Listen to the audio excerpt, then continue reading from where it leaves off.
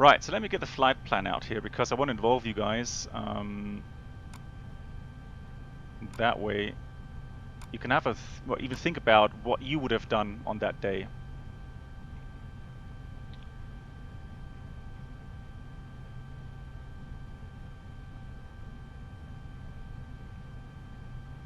So this is the flight plan. So from Warsaw to Amsterdam, and this is the kind of flight plan you would get on your flight. And you can see that we have a lot of headwind on the way towards Amsterdam.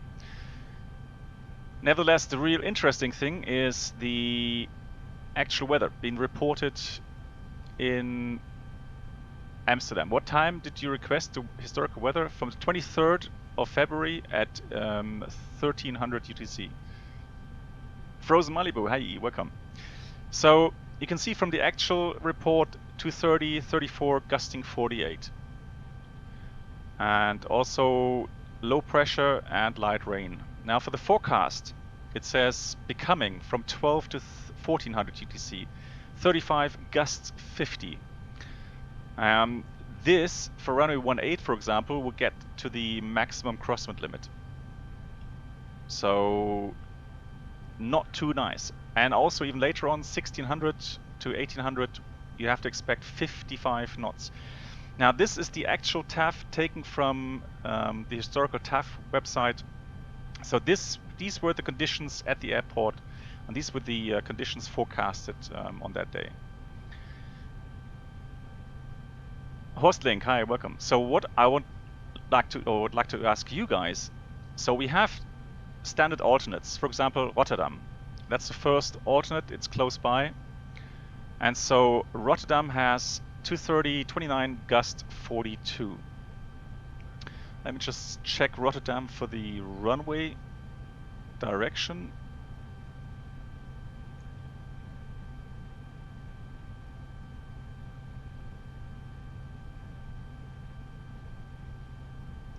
And so the airport has runway 0624. So that will mean at the moment pretty much from the front. Nevertheless, the wind will be varying somewhat and gusting up 50 also later on. So a lot of windy conditions.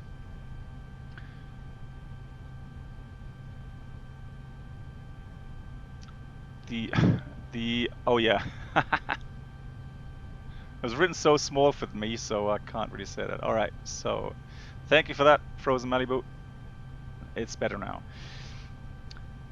So let's go through the forecast. Rotterdam, also rain, shower rain, some cumulus nimbus. So could be some pretty heavy rain at times. What is the max crosswind? Well, I'll ask you, Tommy. Do you know? Does anybody know the max crosswind limit for the A320?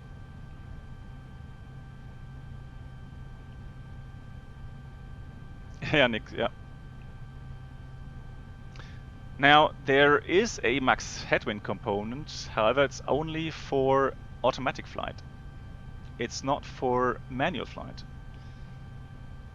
And so for manual flight, there is no headwind limit. There's only a crosswind limit.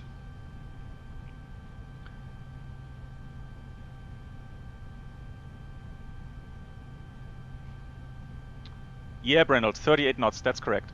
So the limit is, it's 38 knots, but that includes gusts. All right, so it's not just a steady component, that is also including the gust limits. And also depends on the runway condition. So if the runway condition is dry or wet, then you have a max crosswind of 38 knots.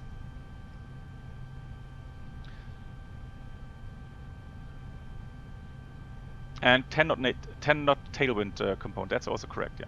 But the headwind component, no. Now headwind in actual fact helps you on the stopping distance or landing distance.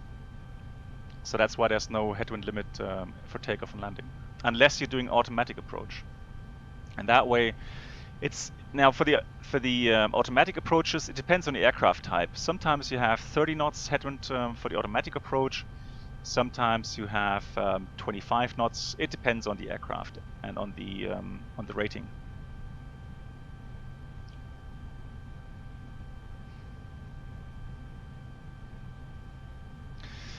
So Lemtrix, you would say that you would land as long as the wind allows. One important thing is that every divert costs so much money. Yeah.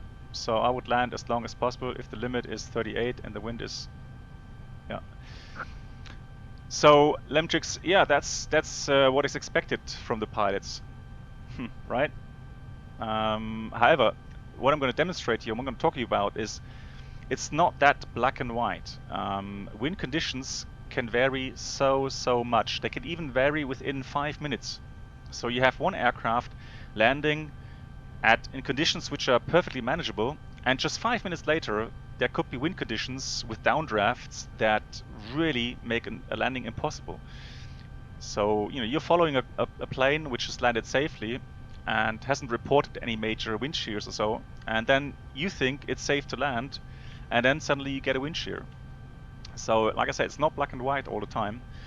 Nevertheless, this is not what I'm talking about now. I'm talking about the wind conditions. Now we're talking about flight planning, and so we know that Amsterdam is pretty windy. So maybe we're gonna have to divert. If conditions get so bad, then we might have to do a diversion. So the thinking is, what makes sense? What kind of airport would we look for an alternate airport? Would we choose Rotterdam, where you have the same kind of wind conditions, and you're going to approach there with the final reserve fuel if you're unlucky? So let's have a look at Liège in Belgium. Liège, actual wind 20 gusts 35, rain, and the forecast is 250 45. Towering cumulus, also thunderstorms maybe in this vicinity. So the weather is pretty nasty. So Liège isn't really that good either. Let's go to Brussels. Brussels has an actual gust 37 and tempo gust 45. Rain, drizzle, nasty. Forecast for Brussels 45, and that's going to remain there until 1800 UTC.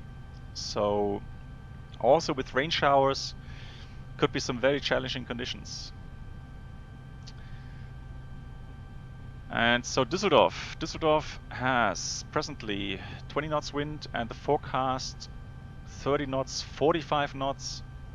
Tempo in the evening 55 knots. Again, also very windy conditions.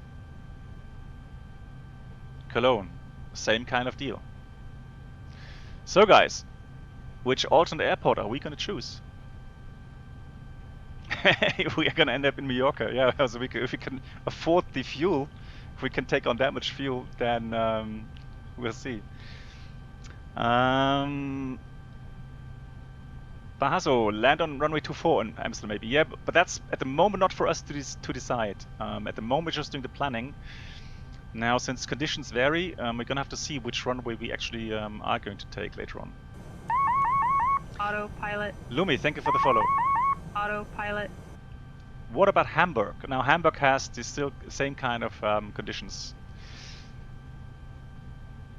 So Buddy says Berlin Tegel. All right.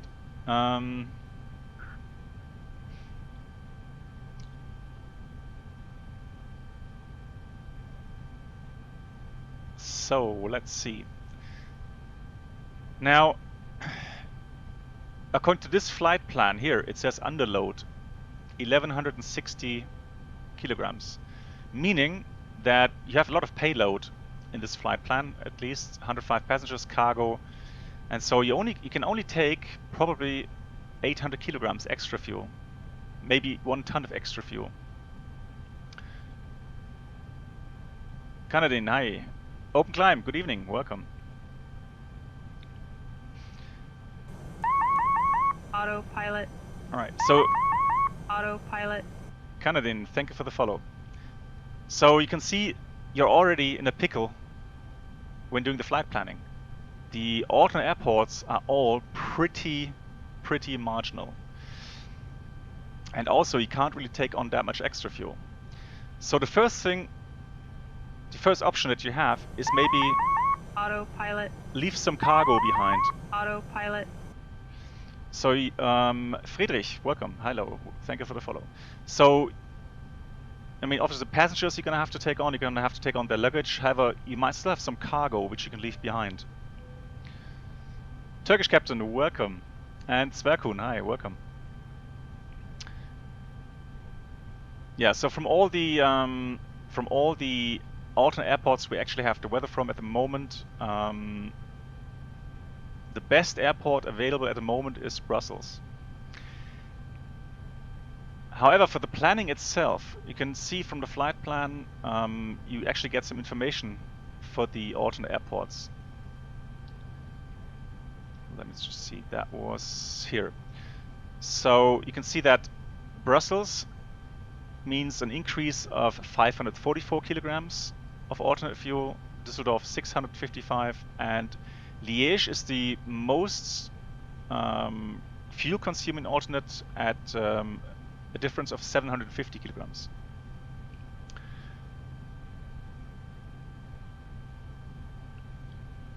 So by knowing that if we take on 1 ton of extra fuel, we're going to cover all these alternate airports. And these kind of conditions, fuel economy is going to be ranking right at the bottom. If you think about saving fuel in these kind of conditions, then you're not doing a job. And if your airline is pressuring you to take on as little fuel as possible, well, then you are working for the wrong airline. So today we are going to take some extra fuel, and I'm going to leave some cargo behind, and I'm going to take 2 tons of extra fuel.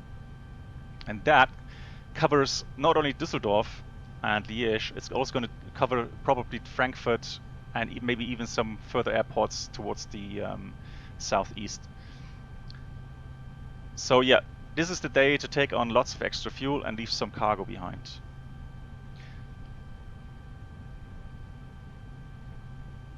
So I hope that from this kind of flight planning example, you can see that sometimes it is extremely difficult for pilots to make a quick and good decision on the alternate airports.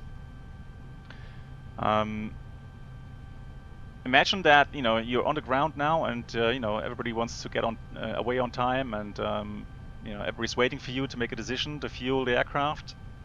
So here we are. So for the paper, I'm going to fill out the alternate airport Liège because it's the furthest alternate airport for us, meaning the most extra fuel. And then adding to that, I'm going to add another 1800, 1700 kilograms of extra fuel.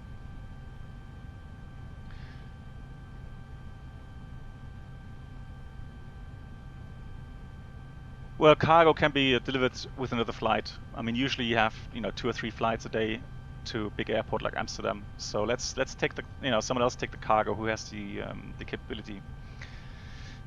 So we have release fuel 85, and I said I'm going to add another 2 tons, and so we're going to take 10.5 as our departure fuel. So let me just check, starting the APU now.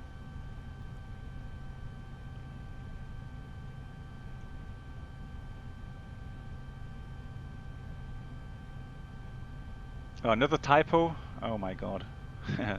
Alright, thank you. Corrected. Ted Barker, good evening. Ready as ever for flight school. Okay. Alright, so let's get the payload and the fueling done. Let's see. So presently we have a zero fuel weight of 57 here in the FMS, and we're going to fuel another 5.5 tons. So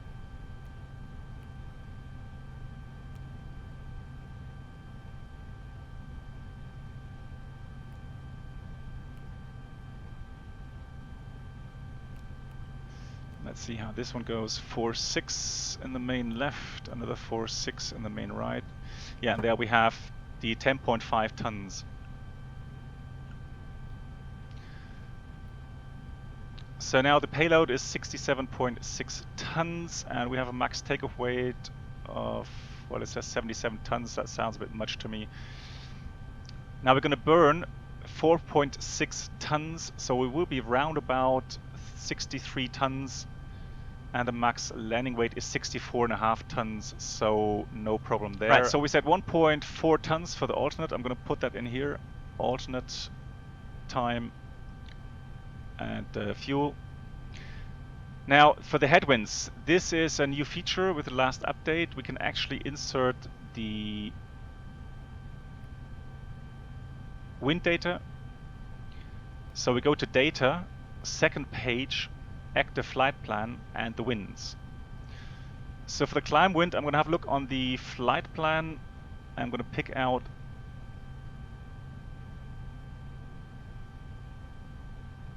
a climb wind here, somewhere at level 100. Should be 287 at 50 knots and level 100.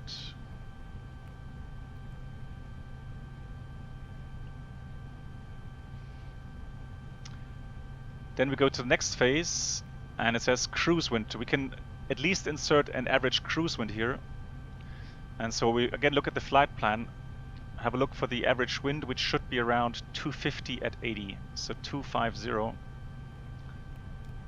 And that at 80 knots at that level 340, our cruising level 340. Putting that in there. Next phase for the descent. Same kind of deal again. RTIP, it says 250 or 247 at 52, and again we'll be doing that level 100. It doesn't have to be exact, guys. It's more of an estimate.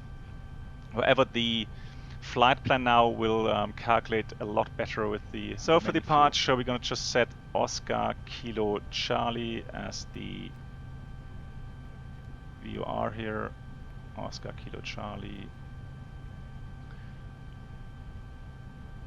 However, it is an RNAV SID, so you don't really need any VORs, but that's just for backup for me.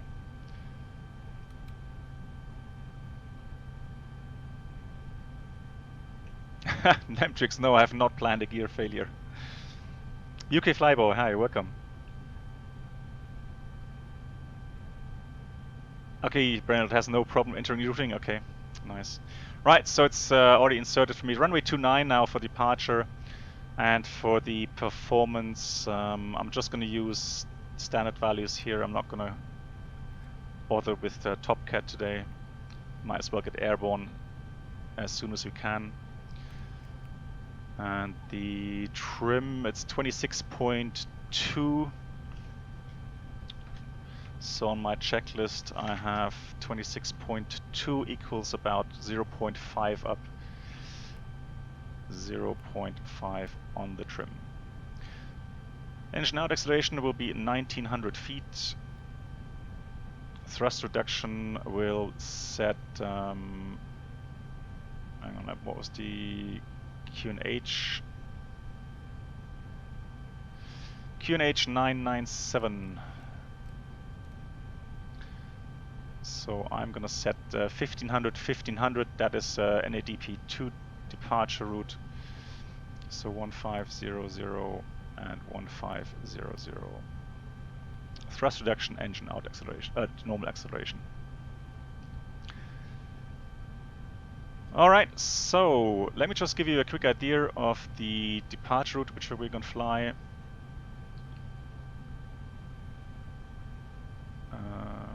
Here we are. So it's the LOLZ 6 Golf departure, and it's going to go by the waypoints Whiskey Alpha 901. We have to have 2000 feet or above, maximum 200 knots. Left turn Whiskey Alpha 902. Then 903 will have to be 5000 above at 903. Then it's Marcus, and then it's LOLZ. The initial climb, let me just check that. The initial climb is LOLZ 6 Golf, initial climb 6000 feet. I'm going to set that in the FCU here.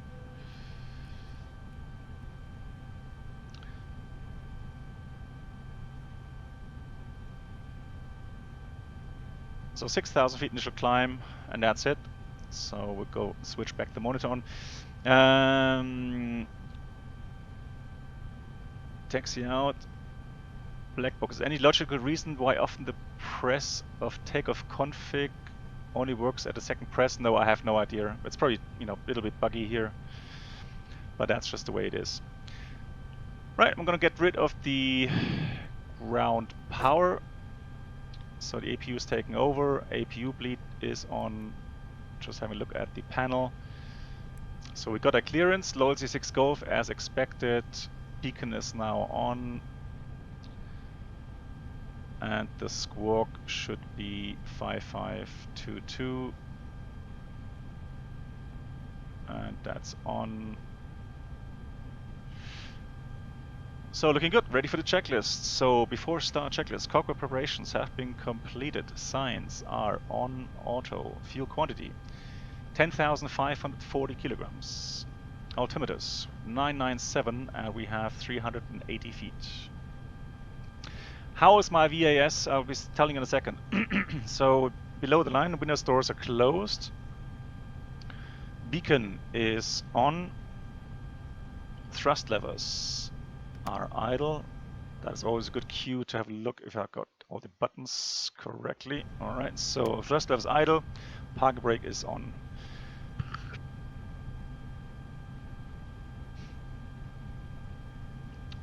Ground control auto. Megas, hi, welcome. How is your VAS at the moment? My VAS is at -1 gigabyte, almost 1.1 gigabytes. So at present time, it's good. I know you're curious, once that we reach Amsterdam, what my VAS will say. I'm also curious, to be honest. We'll see how that goes.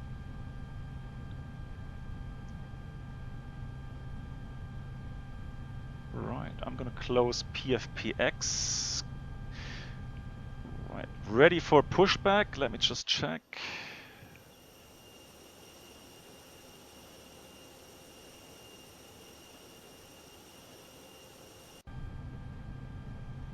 Here we go. Prepare pushback, please.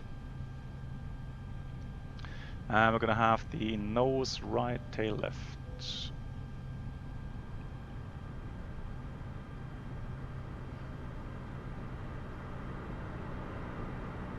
The left, oh, you mean the ground control? That's for the voice recorder, because as long as the engines aren't running, the voice recorder is not recording the sounds in the cockpit. So you switch that panel on, that button on, so that you actually, when you read the checklist and so on, do the briefings, that is actually recorded on the data recorder.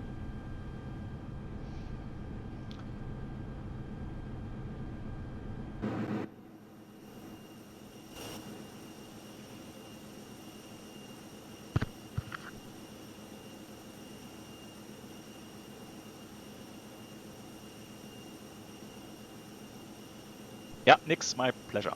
No worries. No, VAS is not corrected. Well, it's like connected to the RAM, yeah. That's where I think, not the CPU, correct. But if you have like 32 gigabyte of RAM, it doesn't matter. You're only going to be able to use 4 gigabyte for FSX and P3D, unfortunately.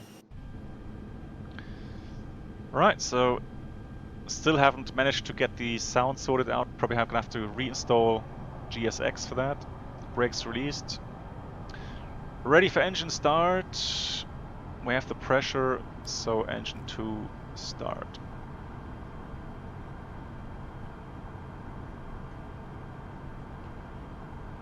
And today we have nice EAE engines. Oh, Mayday, is that really confirmed? You're absolutely sure? 64-bit P3D? I've only heard rumors, so we'll see when it comes out.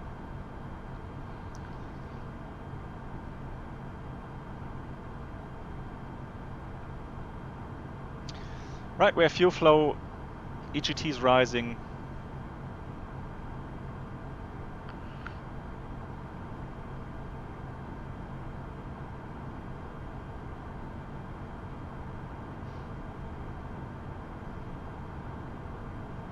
Okay, Alex, thank you for that. Yeah.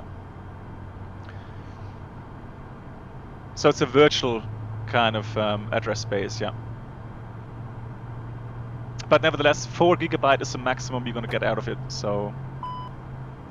Alright, engine 1 is available, starting engine number 2 is available, starting engine 1. Which date time have exactly set? I've set the 23rd of February, and it's now 1300 UTC. That's the weather I've put in.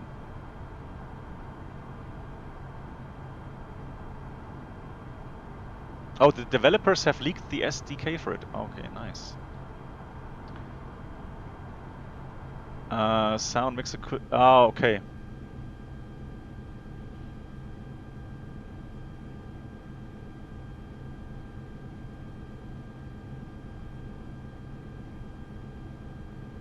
Yeah, I'm gonna have to check that.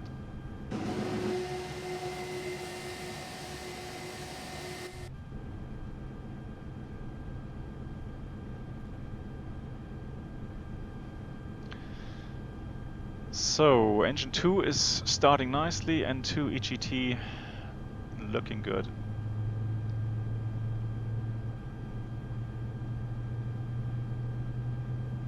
So start valve is already closed, engine now available. So doing the after start flow, switching the APU bleed off, engine master switches off. Setting the spoilers, setting the flaps, ignition selector back to normal. And then it's up to our flight control check. We have full left, full right, neutral, full down, full up, and neutral. And I have to get to the rudder, and it's full left, full right, and neutral. After start checklist, anti-ice is off. And we have EHAM status is checked. And the trim, let me just check that. Setting 0.5 up, so it's 0.5 up 0. After start checklist is completed. So we are clear on the left, just giving us a hand signal there, and so we can taxi towards runway 29er.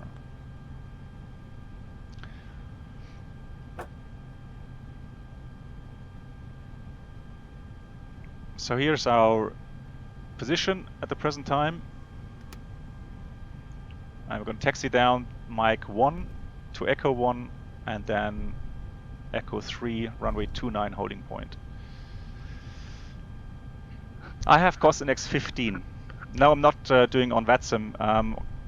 Nakamura, if I'm flying VATSIM, then I can't really do much instructional stuff, because I have to listen to the air traffic control and so on. And so when I'm doing, like, you know, today, explaining a topic like today's strong wind operations, then I'm flying offline.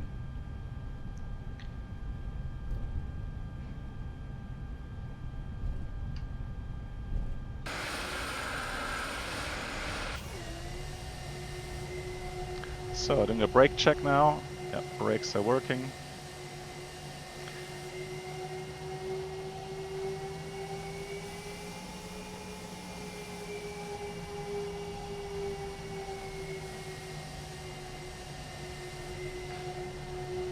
It's a very nice scenery add-in.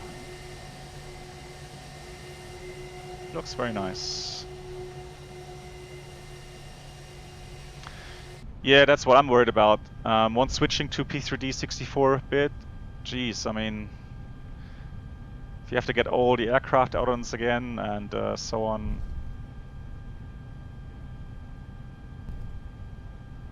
Yeah, hopefully the sceneries at least will work. But I have so many planes, you know, if you have to pay for them again for the 64 version, that would be really bad.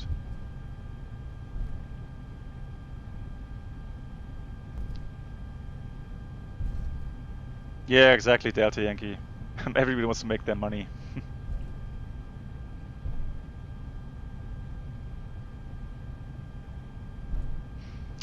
So, Echo 2 is to the left.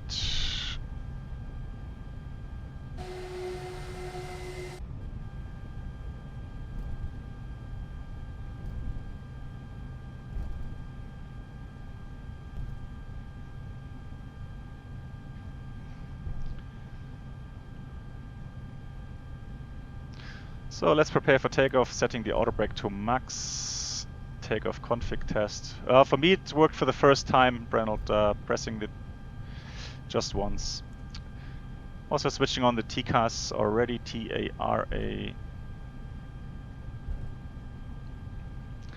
No, this will not be with real ATC, no.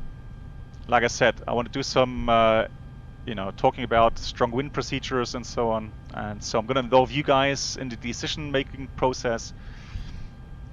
So if I did that on live ATC, also, since I'm using historical weather, we're going to have to be, you know, choosing a certain runway in Amsterdam. And so I can't do that on VATSIM. If I do that, then the controller will just say, no, you're going to land on 18 right or whatever runway. And I'm going to say, well, I want to land on whatever, you know, 24 or something, or 27 maybe. And so he's not going to give that to me. How to change view? BCMF, this is called a chase plane. It's an add-on. It's presently in alpha version, but it works quite nicely already. So you can preset all kinds of views, and then on your joystick make a button for this, or you know, connect a control button for this, and that way you can really change very quickly through all the views, which is really important when you're flying. Hendy, thank you so much for the follow. Appreciate that very much. Welcome to the stream. Yeah, yesterday Airbus fan, I think they had a server problem, which sucks because when you start chase plane, you connect to a server, and that server makes sure that, you know, you're the only one that has that installed on a computer, your version. And so that's just the way it is. Yeah, BCMF, no problem. Welcome. All right, so before takeoff checklist, flight controls have been checked. We have flap setting 1+F, takeoff speeds flex 141. Then we have 141, 142, and flex is here 45. EHAM memo, takeoff, no blue. All right, gonna enter the runway here. Switch on some lights. Strobes are coming on. So we're gonna leave the packs on for takeoff today. And below the line we have takeoff runway 29 for length, and the packs are on engines. Alright, so approach sector is clear, and we're cleared lineup, clear takeoff runway 29. Wind somewhat from the left, but not as strong as it's going to be in Amsterdam. That is for sure.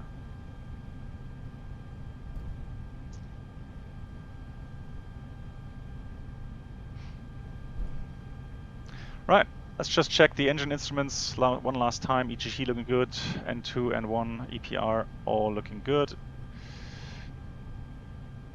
Alright, so starting the chrono. And I'm going to set 1.05. First of all, make sure the engines have stabilized there, which they have, and then take off.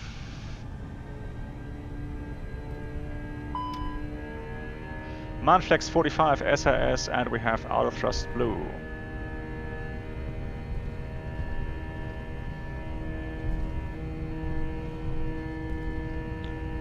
(100 knots).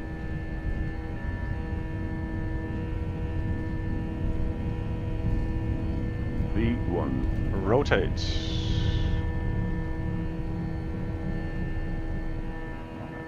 Positive climb. Gear up.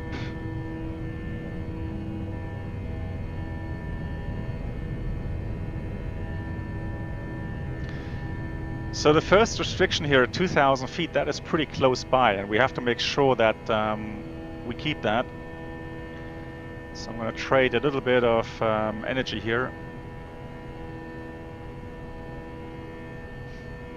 And I'm going to delay the thrust reduction just a few seconds. Right, 2,000 feet, that's fine. So now we have thrust climb, climb, AltBlue and auto thrust. Autopilot 1. Yeah, 1.05 is almost 50%, but it's not a direct correlation, Airbus fan. Right, we have S speed and selecting flaps A0.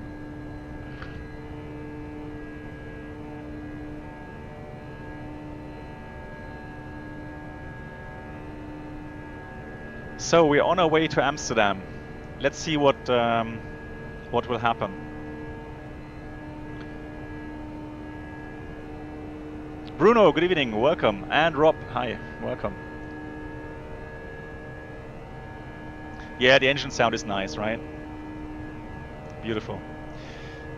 So presently 3,600 feet. Make sure that we keep the next restriction in 5 miles, 5,000 feet or above. Now we contact departure and he would give us a clearance maybe to climb to level 150.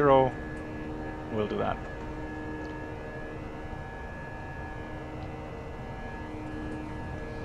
Yeah.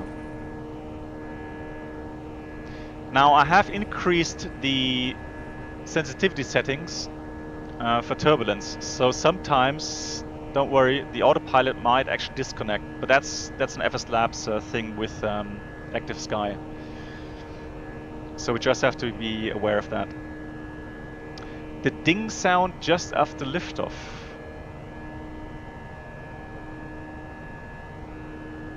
Yep, exactly. No smoking signs. So.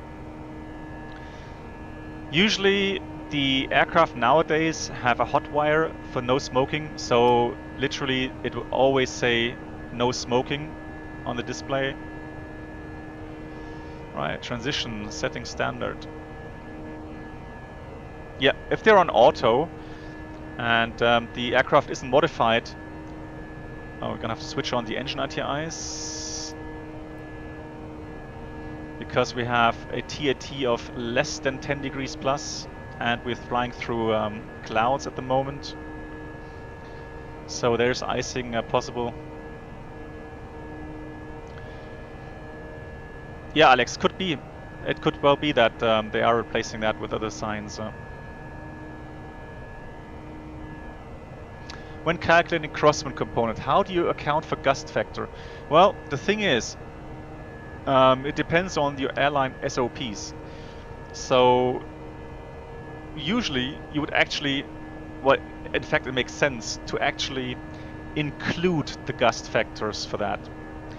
Because if you are unlucky and during landing you do actually get a gust, so actual wind conditions at say 50 knots, and you didn't calculate for that, then you know you would have a tough time explaining that to somebody if an accident happens.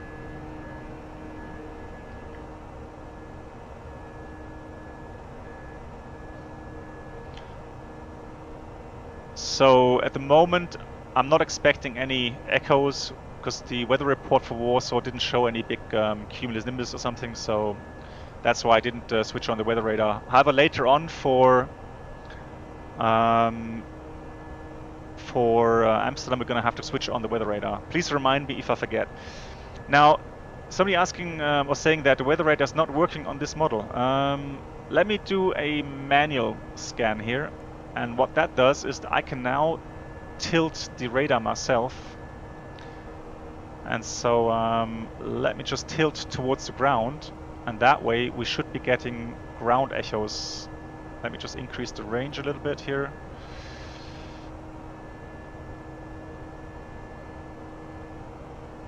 So now minus 2.7.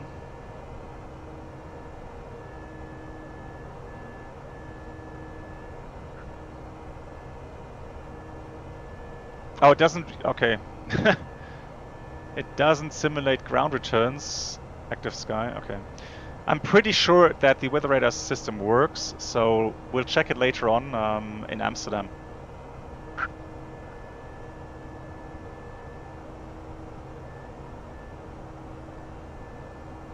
Ah, okay, Bruno, I see. Okay. Yeah, so the map mode does work here with the weather radar system.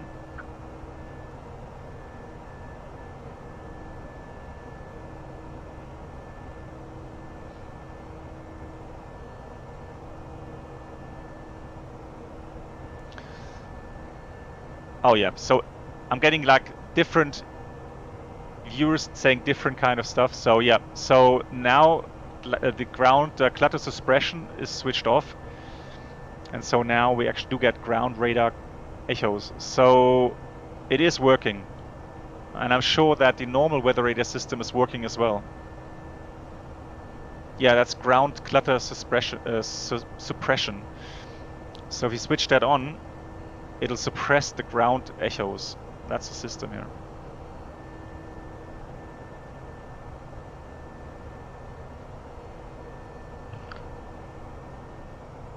Right, so let me put the weather radar system back on auto.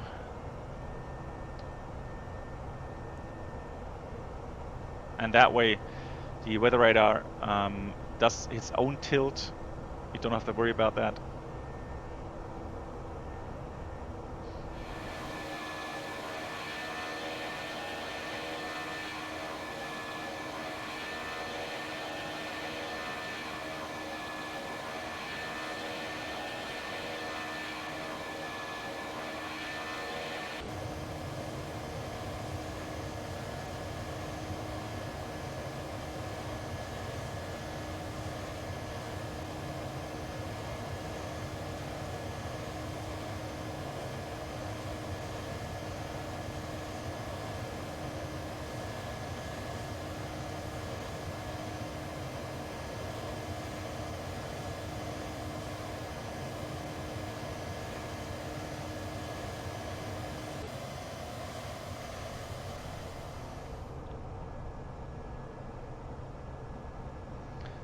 So Amsterdam has a lot of runways. It has a runway 36 left, 18 right, which is way out. If you've ever flown to Amsterdam and you've experienced a 20-minute taxi in, then you probably landed on 18 right or 36 left.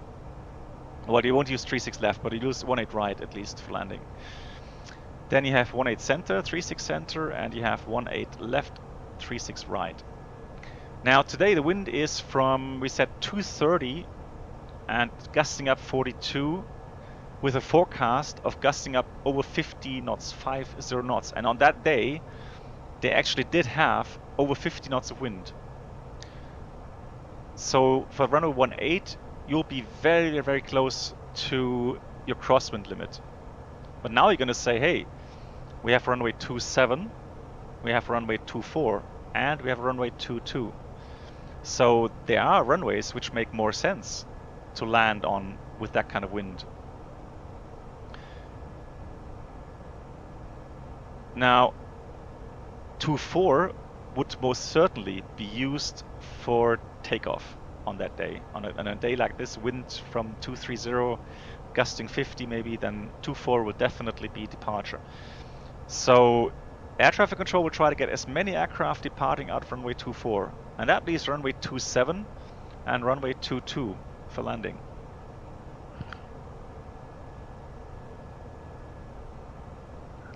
And for those of you who followed the news regarding the Flybe-8, then you'll know that actually runway 22 was being used for landing. And the Dash 8 actually had the incident on runway 22. And runway 22 only has 2,000 meters. It's not very long. And as far as I know, even a 747 from KLM landed on runway 22. Because runway 27, with the wind coming from 230 degrees, also means 40 degrees crosswind. And that means crosswinds up to 30 knots, even sometimes over 30 knots. So runway 22 had was the best option regarding the wind direction. And since you have a lot of headwind, your ground speed would be very low, and that way the landing distance would be more than adequate. And that's why they used runway 22 for landing. Also, I know that there's some people, some pilots, they insisted on getting runway 27 for landing, and so they were also landing on runway 27. But like I said, most traffic, I was watching the flight radar Flight Radar 24. It's an app, and you can see the aircraft approaching, and most of them were using runway 22.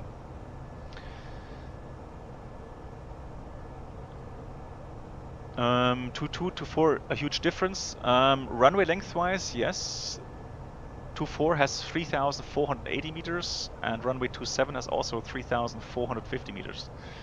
And so runway 22 is the shortest runway that they actually have at the airport. Another big factor regarding runway selection is the following. Believe it or not, if you have strong winds, all buildings around the runways will have a huge effect on turbulence, on low-level turbulence. And so there's runways, airports with runways, which cause very strong turbulence in windy conditions.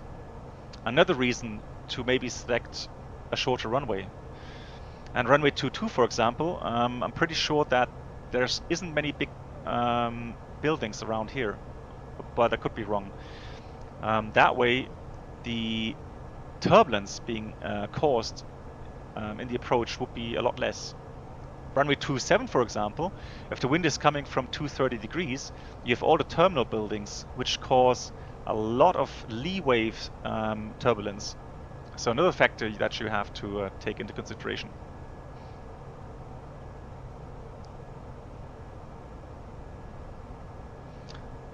Exactly, no high speed. That's a big drawback for the runway 22. You would most certainly be vacating right at the end here of runway 22. Limaka, no problem. Thank you for being here. Yeah, 36 left is departures only, correct.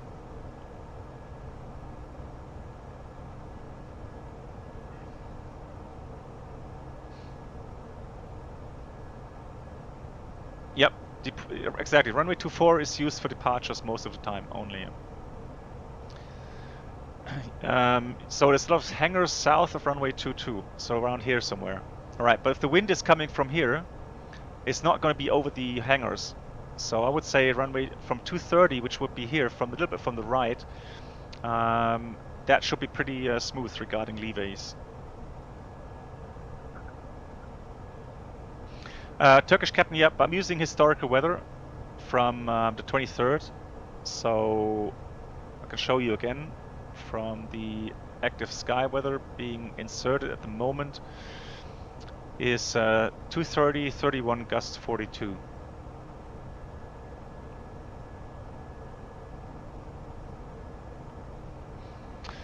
High speed, now if you have a high speed taxiway that leads off, I would use about 30 knots. Some people use 40, 45 knots. I would be careful, depending on the conditions. If it's wet, I would be careful. If it's dry, yeah, you can leave exit at 40, 45 knots. If you have a 90-degree offset, then like this here, then yeah, it's taxi speed 10 knots probably to turn off.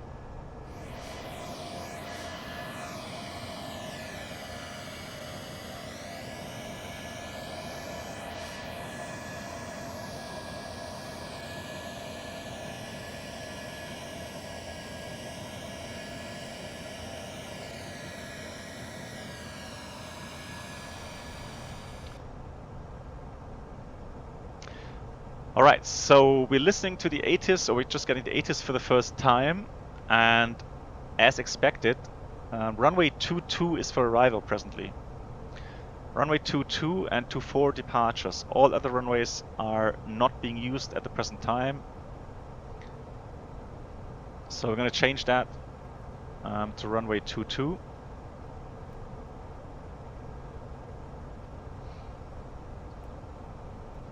And let's see the Noku to Alpha arrival via RTIP. Let's just check that on a nav display.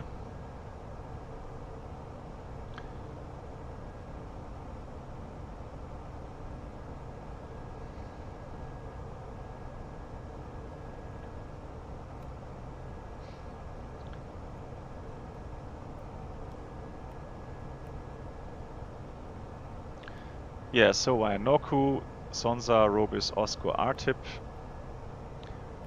And then from RTIP it's going to be direct to Sierra Papa Lima, and on the way to Sierra Papa Lima we'll expect some radar vectors.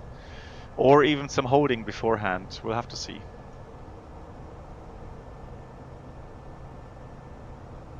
Echo Hotel Alpha Mike Airport information India 1525 Zulu weather wind 239er at 37 gusting to 51 visibility 10 sky condition few clouds at 2000 3200 scattered light rain temperature 8 dew point 4 QNH 09er 85 advise on initial contact you have information India Echo Hotel Alpha Mike Airport information India 1525 Zulu weather wind 239er at 37 gusting to 51 visibility 10 sky condition few clouds at 2000 3200 scattered light rain temperature 8 dew point 4 QNH 09er 85 advise on initial contact you have information India Echo Hotel Alpha Mike Airport information India 1525 Zulu weather wind 239er at 37 gusting to 51 visibility 10 sky condition few clouds at 2000 3200 scattered light rain temperature 8 dew point 4 QNH 09er 85 advise on initial contact you have information India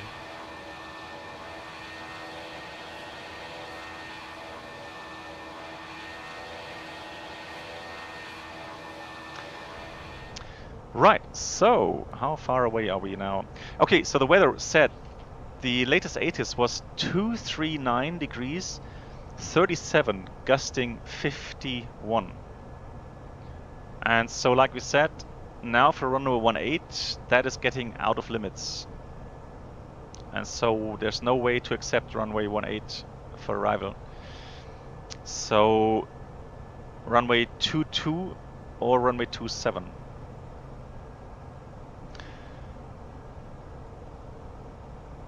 So what we would do now, just before the descent, we would talk again about the exit strategy. So let's say a go-around in these conditions is pretty likely. So what do we do after a go-around? What would be the strategy? Shall we have radar vectors? Try another approach? If yes, at what point, at which fuel level would you say you are going to divert?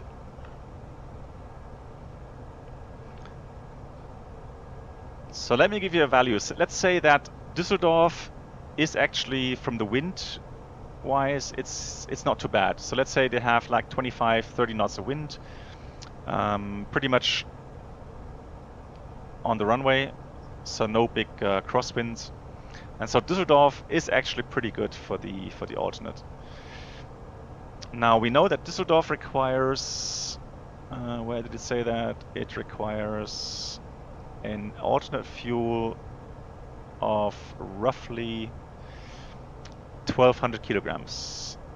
So that's the fuel required to fly from Amsterdam, the missed approach, and then land in Düsseldorf, 1200 kilograms.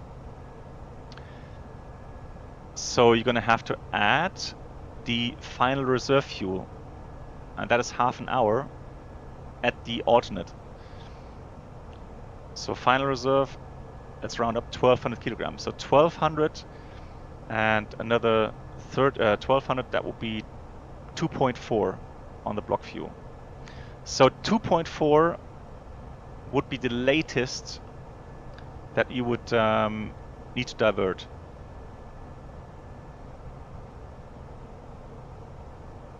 Oh, Beiß, okay. Have a good sleep then. Gute Nacht. Bis zum nächsten Mal. DJ, hi, welcome. How are you, man? Yeah, well, the thing is, Eindhoven, all the airports nearby, Rotterdam, that we had as our first alternate, they all have gusts 50. They're all close by. They're very, very, very windy. And so you're not going to improve your chances from diverting from Amsterdam to an airport which has the same kind of wind. And so for an exit strategy, you're going to have to think about improving the odds of making a successful landing, because like we said, we are talking about reaching the alternate maybe with only 30 minutes of remaining fuel. So imagine you have to do go around because of strong winds. I mean, you're really cornering yourself. You have so much pressure then that you would force a landing and not even consider a go around. And that is the stuff that accidents are made of. So since we have taken on a lot of extra fuel, I would say that we could do another approach. So we have 5.7.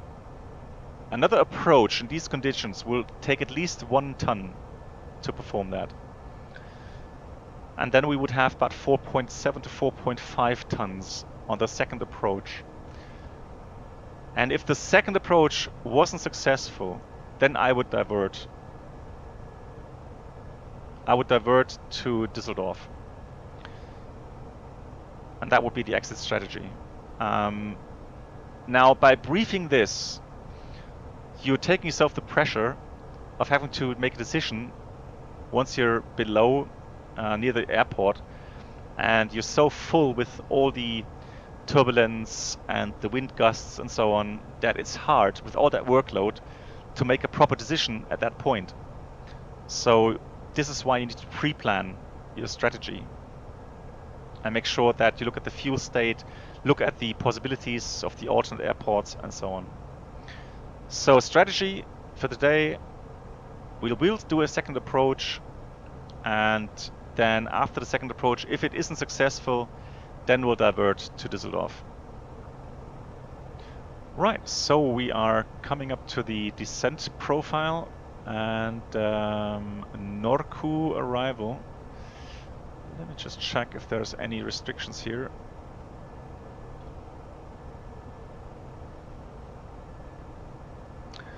So on the chart it says stars. Where is it? All stars. So Norku to Alpha arrival. There we have it. Norku should be 280 and level 200. Let's see if it's not inserted. Norku. Nope.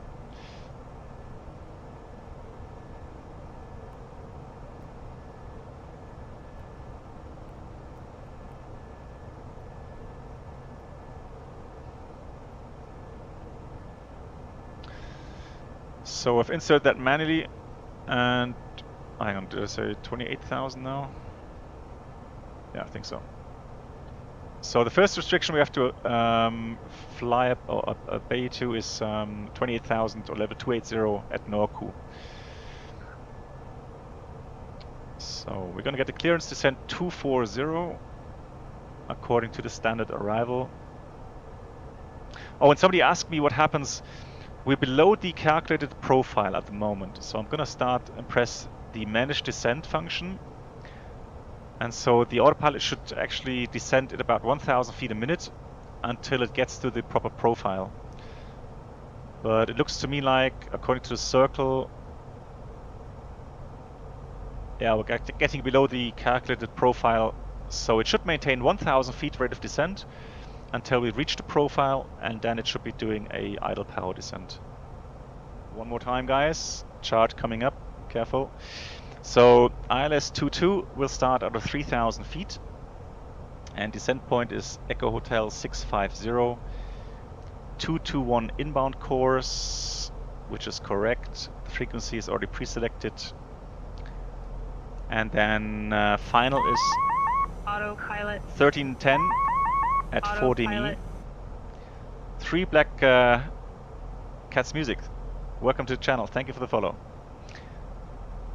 So 1310 final altitude minimum will be 190 feet.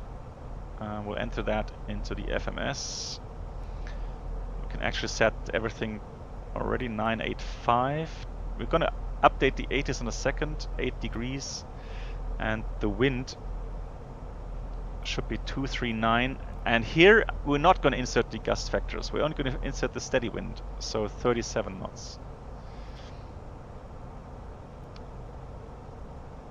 And 190 feet is the MDA. So QNH 985, yeah guys, I just realized that. 985. Now you see how important that E-mode is? Right, 8 degrees, 239 at 37, and 190 is the MDA. So runway length 2000 meters. We said we have to do config full, otherwise the landing distance won't be enough, and we're gonna have to select outer brake medium.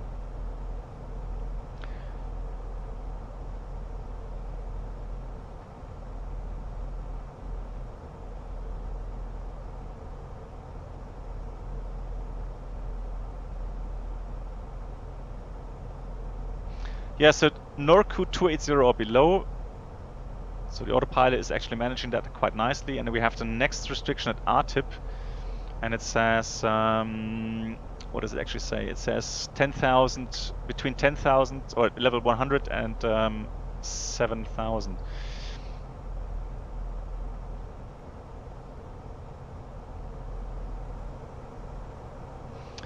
So we've set our FMS, programmed everything, Ratnav. Autopilot. De Casas, welcome to the Autopilot. channel. Thank you for the follow. Appreciate that very much. So Sierra Papa Lima, gonna put that into the VR1. So we are 42 miles, 12,000 feet at this with this headwind, which is perfectly fine. Expecting some turbulence, so let's get everybody seated again. Gonna start to switch on some lights here.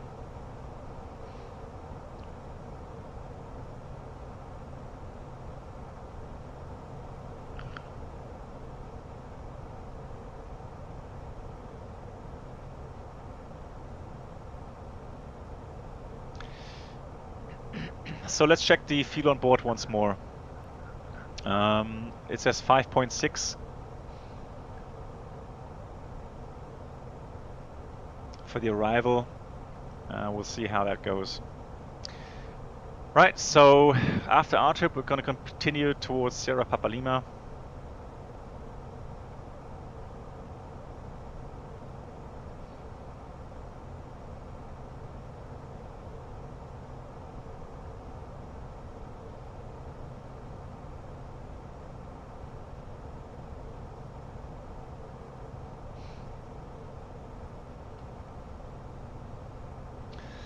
And I am going to set the options for wind to a stronger level. So we'll set the maximum wind turbulence at 70%, and the turbulence effect we'll try 70%. And so we're gonna have to. Oh, now, hang on, look, now the weather's changing. So now we actually do have some echoes here, radar echoes. So it does work. It's just Active Sky didn't have the weather updated.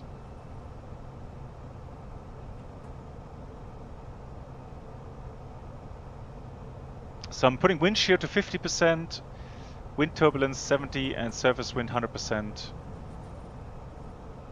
We'll see how that goes. Yeah, landing lights are on.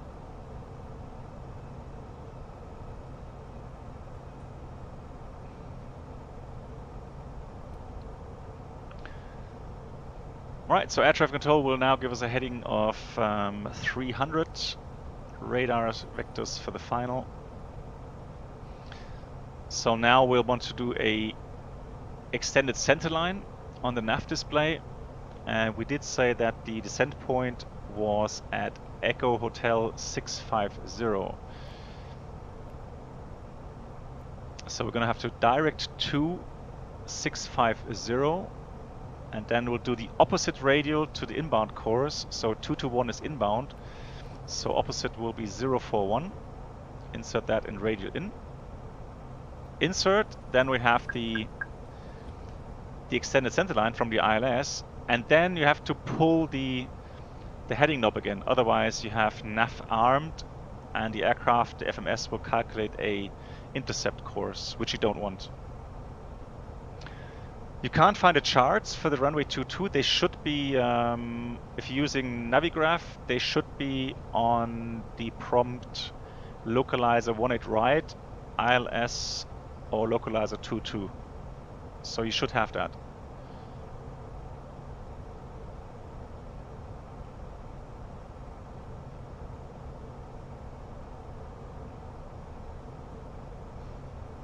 How do you know opposite course?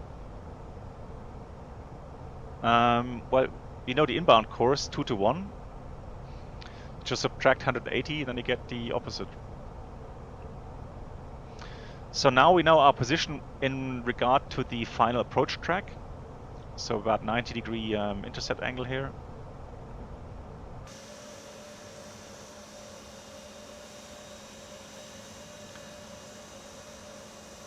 Because air traffic control is giving us radar vectors. So if you are leaving that in nav armed, the autopilot will turn itself onto final, which isn't what they want to do. Right, so we're getting the clearance to descent 3000 and the QNH was 985. So idle power descent here.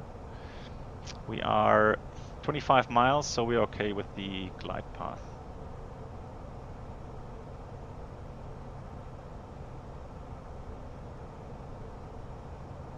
Alright, good to hear. Bahaso.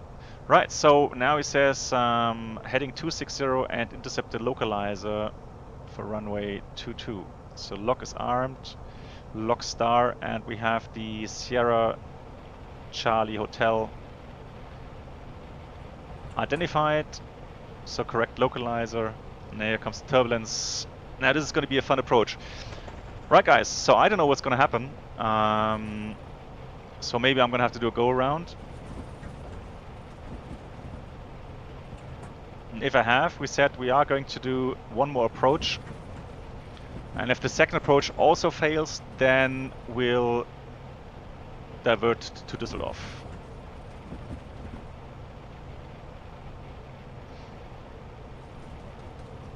Well, I'm not following the programmed course to the star. I did initially, Brennelt, but this is like in real life, you would get radar vectors at some point.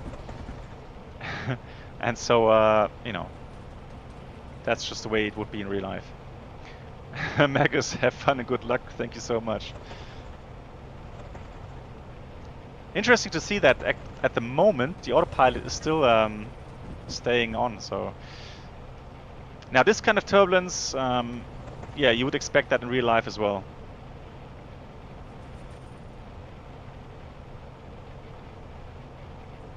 May the force be with you. Popcorn is ready. Okay, nice. Exciting stuff as always.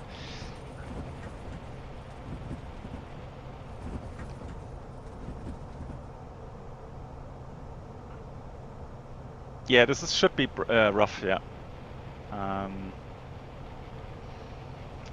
Right, so we are reducing speed 215 knots here. And so out of 3000 we are cleared for the approach runway 22.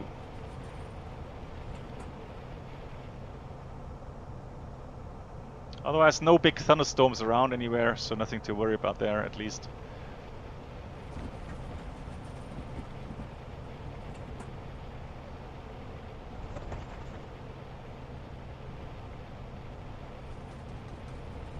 Oh wow.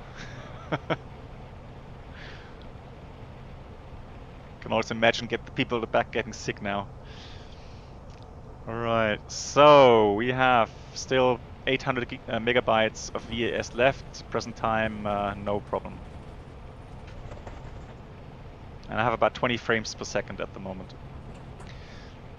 So we are arming the approach phase. Oh, it's already armed already, automatically. Nice. So we're gonna press the speed knob here and selecting flaps 1. And then we can arm the approach mode. Autopilot 1 and 2, cut 3 dual, glide slope star, and here we go. How about the wing flex? Okay, let's have a look.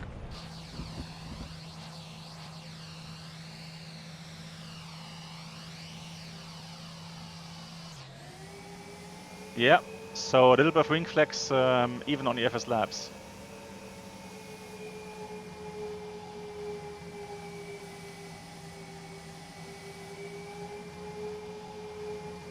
But in real Airbus, the wind flex isn't that great anyhow. So, right, I'm gonna select flaps 2 here, and we have 55 knots, 250 degrees, a little bit from the right.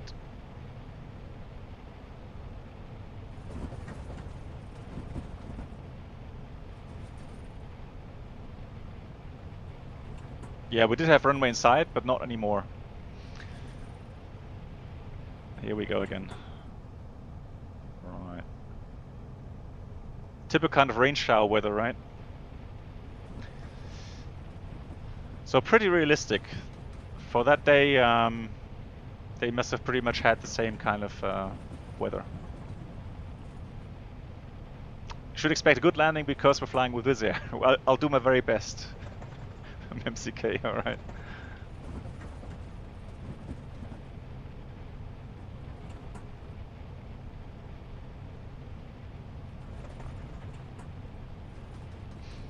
Wipers, I'm not sure if they do anything. Here, hang on.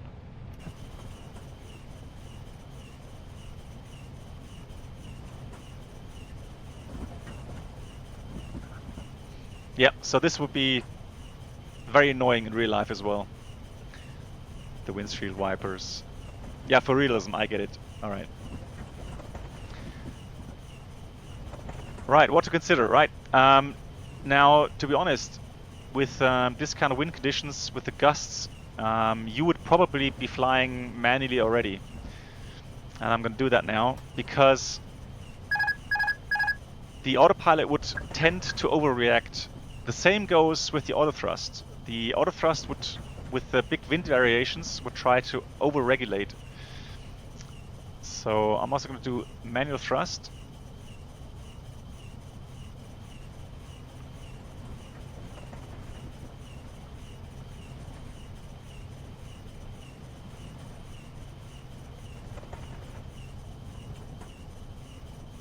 Okay, now I'm going to set the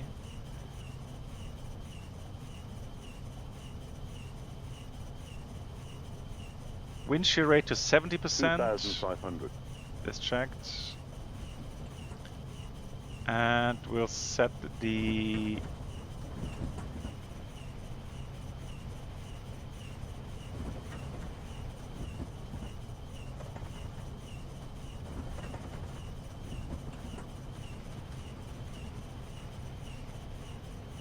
okay, we'll try turbulence effect 100% now.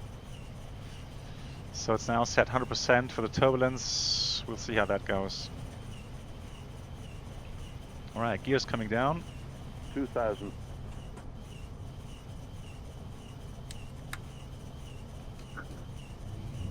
Right, stop raining. I'm gonna stop the windshield wiper.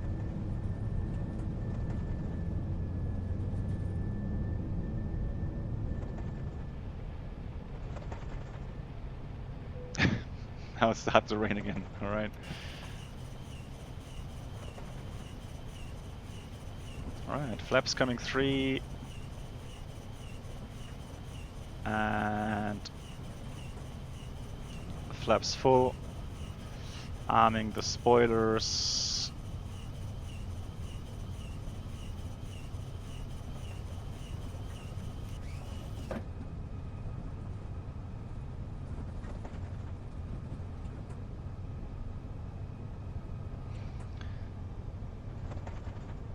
So landing checklist with EK Memo landing, no blue. Set the auto brakes. Oh yeah, another factor, when you have crosswind and you have a slippy runway, you can't really use much reverse thrust because the aircraft will try to weather vane into the wind, and that way using reverse thrust in strong crosswind will increase that effect. And so just be aware that you might have to only use idle reverse. Yeah, the wipers are really noisy. They are. And that's why they have rain repellent fluid sometimes. That way it helps you know, get the lotus effect for the raindrops on the windshield. 1,000. Yeah, 1000 is checked. So clear to land, wind 37, gusts 51. We'll see how that goes. So now we have 41 wind. Now the co-pilot at this point, the pilot monitoring will give you the wind callouts, just to make sure that you're aware of the wind. So 43, now 37. So it is gusty.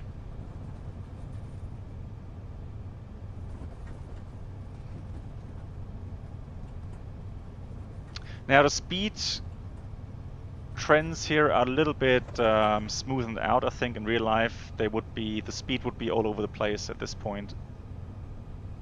500. Yeah, 500 is checked. So in case of missed approach, was this climb 500 feet? Oh yeah, missed approach altitude will be 2,000 feet only. 400.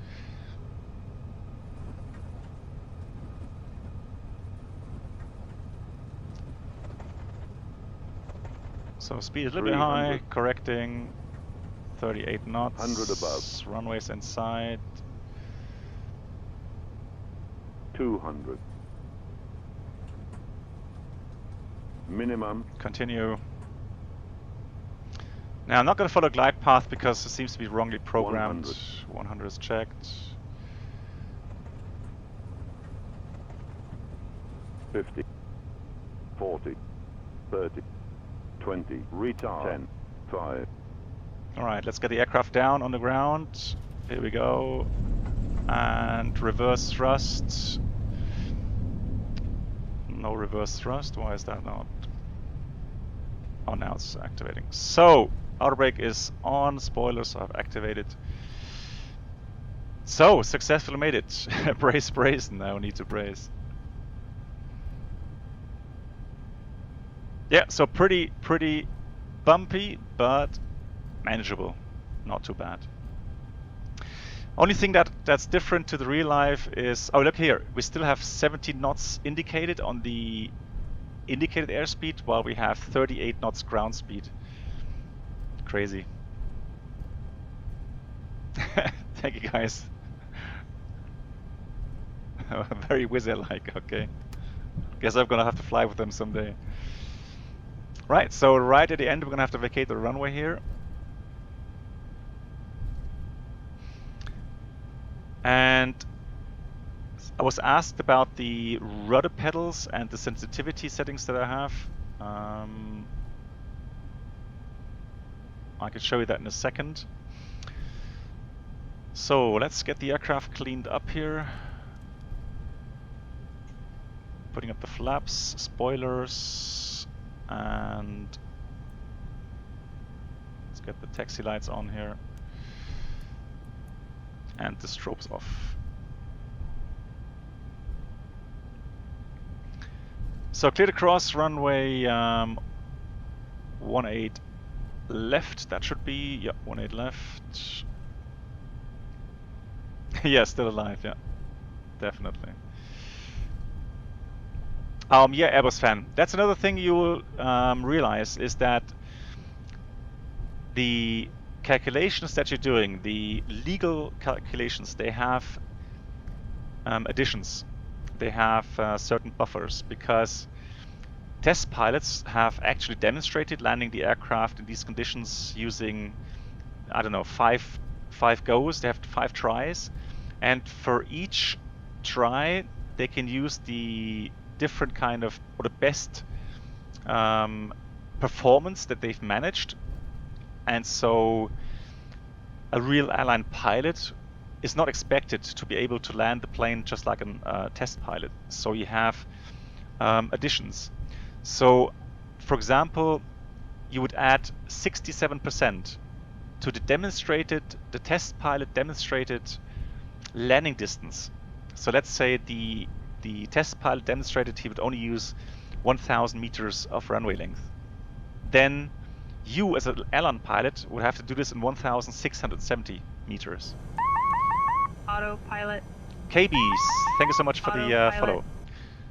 When it's wet, When it's wet, then you would add another 15 percent. And so these are the kind of legal requirements, legal additions to the demonstrated landing distance that you have to add. And that's why you have huge difference between the legal required landing distance and then the actual. So the actual will be a lot lower in real life.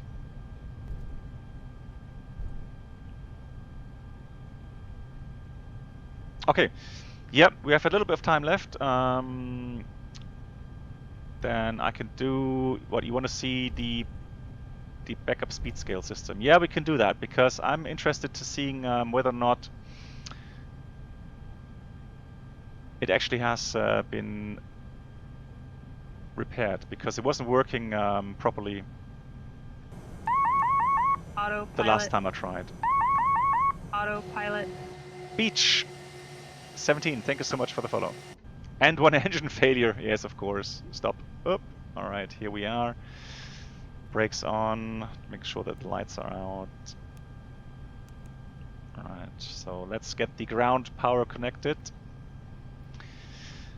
Ground shocks in position, very important when it's windy. Ground power unit connect. Switch off the engines. Get the beacon off. Get the seatbelts off. And make sure the radar is off. And the TCAS. And the transponder. Yeah, the Fokker, that is actually the same in real life. So they have actually placed a Fokker on the roof there.